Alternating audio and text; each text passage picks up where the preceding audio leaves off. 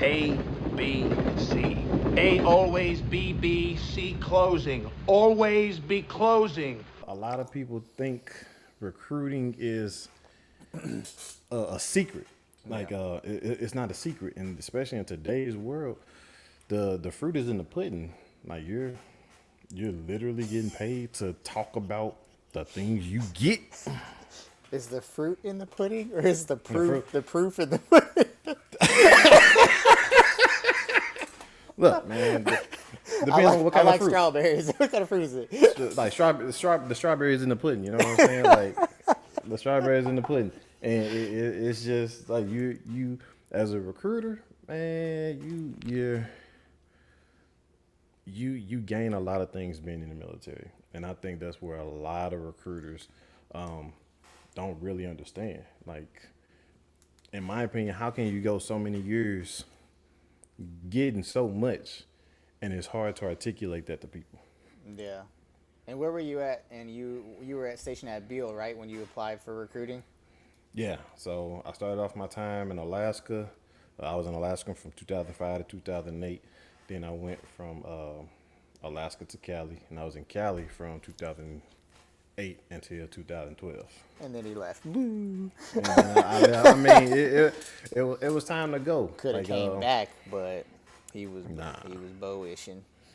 Nope, I ain't want to do it. I ain't want to do it. So, I mean, it's not bad though. Recruiting is it fits more Repertoire. That's your my word. Your repertoire. my repertoire, more my character. It's just it's fun. Like it's and I think a lot of times when it comes to challenges, a lot of people have different challenges in different ways, and a lot of people think like, oh man, if you're in a walk-in market, you got it good.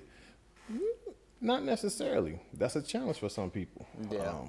When you're in an area where it's desolate and you just don't have a lot of people coming in, that can be a challenge. But depending on the type of person and the type of area that they're in, it may not be a challenge. So, Yeah. No, for sure. And what would you say your biggest motivation was for becoming a recruiter? Because you, like I said, you applied like you Yeah. twice. Twice. They was like, nah. Twice. They was like, nah, fam. And he was like, no, yes, fam. you need me. You need me. You want me. I want, you want me. The game shall be changed. Just let me in, please. Just please let me in. Man, I think the motivating factor is understanding people, understanding that why, like that. I think as a recruiter, man, you got to find out people's why, because you're sending those airmen, those soldiers, those Marines, and those seamen to different parts of the country, different parts of the world, and if they don't understand their why, man, you might be doing them a disservice, because if we don't articulate it and press upon it as early as we possibly can, then they can get lost in the wash. Every once in a while, somebody get through, make it to basic training, and they like, oh yes, I want to serve my country. Oh, I got one today, by the way. I was gonna tell. We'll talk about this some other episode. So yeah, but it's one of them things where when you're trying to find people out there, why I think it's very important for us as recruiters, like, to understand people's goals, dreams, and aspirations, and how the military can help them get to it. Yeah. All right. Well, that's Roy. That's me. That's me. You know what I'm saying? So now we got Killer Cam, who's from California, but for him, he was chosen. I was chosen. That's the funny thing. So and I think I told you about how this all went down before. Is so yeah. So I'm Cam, Killer Cam, Cameron, many names growing up. My mom calls me Beast to this day. Yeah, I mean I'm Beast. Beast. So I'm an only child to a single mother, and the reason why my mom calls me Beast is because. And you understand this. We both got kids. Is whenever your kids are with other people, they angels. They're like, oh man, your kids are so nice. They're so respectful. Da da da. People love your kids. He making that face, but his kids are really good. But as soon as they're with him, they crazy. The same thing with my kids. So, anyways, I was the same way as a kid, and so my mom's homegirl, she was babysitting me, and she was like, uh, he's just so nice when he's not with you, but as soon as you walk in the door, he just turned into a little beast. And so there it was. So anybody who knew me growing up, they knew me as Beast. Every single birthday card was Beast, and so um, that's a little homage to my mom. And so anyways, yeah. So I grew up in Cali. My uncle was in the Air Force, and I was a smart cat, but I don't like school unless it's military school. As you know, like I'm always down for some PME. Not really because I want to learn PME, but just because I want to talk. So I'll be, and half the Air Force PME is like, oh, we interact with each other. I'm like, oh, I can interact with the best of them. And so, Hold on. But you want me to take a test? hold on. I gotta take a test now? No, no. Are we going to talk about the test before we take the test?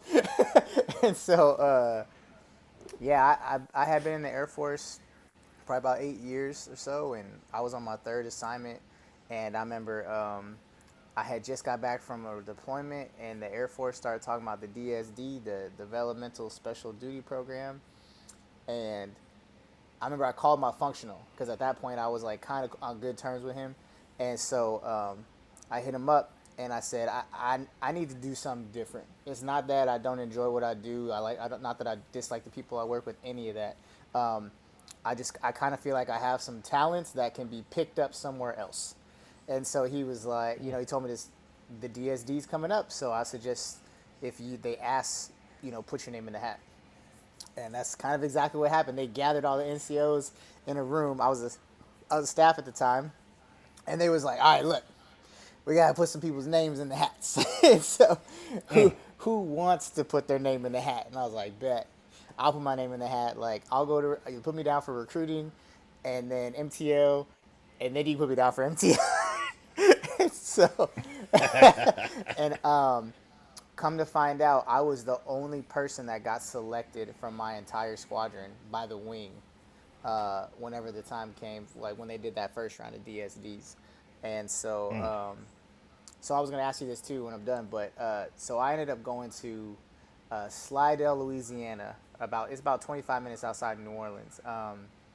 It was number 28 on the list of 32 places that I listed, out of 100 places that they gave me a list of.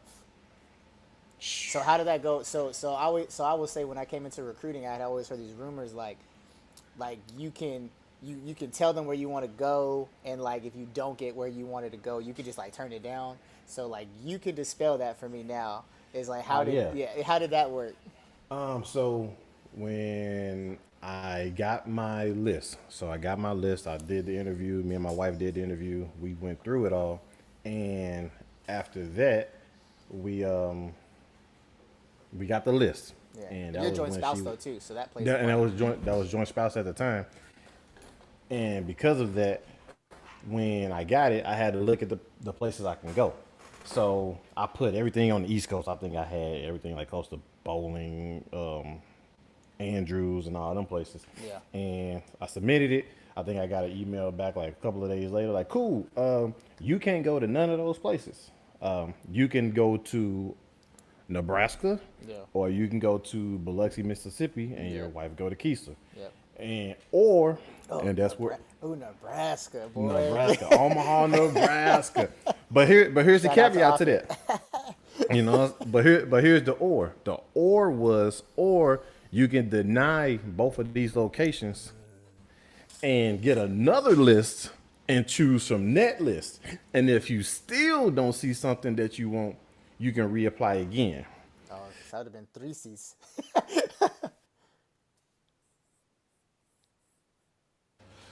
Roll the dice, because I might on the next go around, and then I gotta reapply and go through the whole process again. Like, nah, I'm good. So talk to the wife. So I had been to Biloxi, left for basic military training. So that's the only recollection I have of Biloxi. So I was like, you know what? I went down there. They had like a little carnival down there, and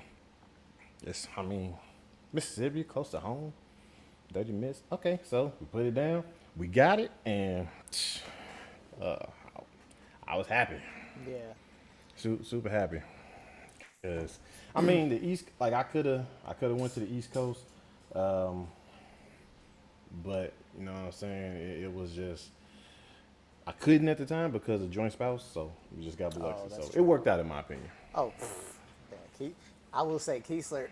Keesler was like a hidden gem that I tell people that they'd be like, I'm like, oh, yeah, I was in Mississippi, and they say, oh, how was that? Actually, it was kind of amazing. Like you would never understand that Biloxi, Mississippi, and like Ocean Springs too. Like that whole little, just that little strip, and then like Bogalusa or Yeah. not Bogalusa. What was the spot we used to go to? The city where we used to always get our crawfish from.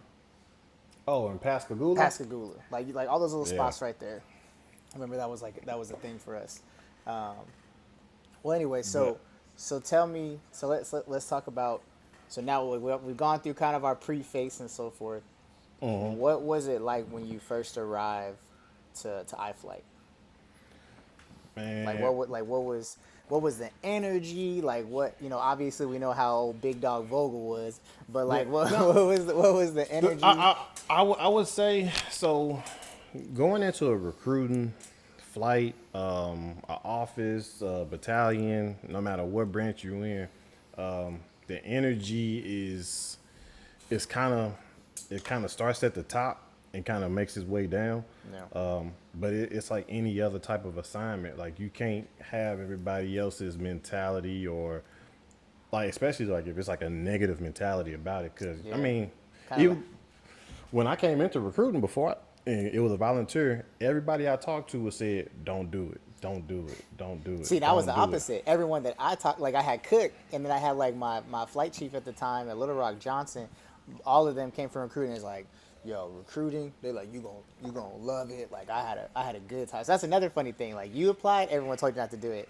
I like applied / got picked up, and everyone's like, you gonna love it, man. Yeah, and it's one of them things, man. And it's kind of crazy because, like I was saying, like before I like went off on my little tangent, it's like it's the energy, like Tangent a lot, by the way. I know we do. I like squirrels all day, but it's one of them type of deals to where people got to understand if people feel negatively toward it, you can't let their emotion dictate your emotion and your mindset to it. So, man, like I came into a flight and they was good. Like they had like that good camaraderie. But I can also tell like, man, some people just they weren't feeling it like that. And then I talked to like the other branches and they were like, oh man, it's rough. Yeah. And you just I'm the type of person who don't like to go through the hard knock life. I like to see and hear other struggles and figure out a way to get through it. Right. You know what I'm saying? Yep. Because it's a whole lot easier to hear somebody else's struggle and try to think of ways to get out of that struggle Than to be in before you're ever Yeah, you're like get to it. actively in it. Yeah. So like, what would I do in that situation? Well, yeah, because I would do- you came up to iFlight on when they were on the up and up too, like y'all like somewhat like the flight chief was starting to kind of pull it back up. Yeah, I mean, yeah, I mean, and when I came through, like I had a flight chief who like he let me be me. I would say that's the one thing that a lot of recruiters kind of shy away from, and that's being themselves. Yeah. The moment you try to be someone else, the moment you try to conduct business in a type of way that's just not you, you look very disingenuous. Yeah. So that's where we kind of like always like had laughs about. He'd be like, "Man, what are you doing, bro?" I'm like, "What? Like, yo, like This no, is no." the way I want to do it though. He's like, okay. he always looked at me funny, like, I don't think that's gonna work. But after I showed him No. the proof in the pudding, The fruit in the pudding. the proof in the pudding, he kind of like, okay, I will let you continue down this path until you prove me that you can't operate this way. And I didn't show him wrong. So And I think, and I was thinking about that today because I like obviously like every military recruiter, even salespeople, like you go through some type of boot camp. Like no one just pulls you in anywhere and then this and just like, all right, go. Like you got to learn how they operate. You got to learn the sales model, the recruiting model, all those things. And one of the things I was, and like you were saying, like it's hard because when you go through these sales models and things like that, like you and I always say, it's like society has taught us that there are these training books and there are these checklists and things of like this is going to work every single time, and that's just not. That's I mean, when you go through those courses, I think a lot of people get it misconstrued of like as long as you do these exact things, life is going to be grand. When in all reality, it's like no, this is like a little piece of just to show you how like the baseline, and then but Yeah. yeah, like you said, like then you have to take it and make it your own, and I think that can be so hard to do as a salesperson or as a recruiter because one you're afraid the company's not going to like it, right? So like the flight Yeah. chief, like the flight chief or your sales manager or what your team leaders, whatever, you're like ooh, like are they going to like my style, because not everybody likes everybody's style type thing. And then For two sure. is even if they don't like my style, are they going to give me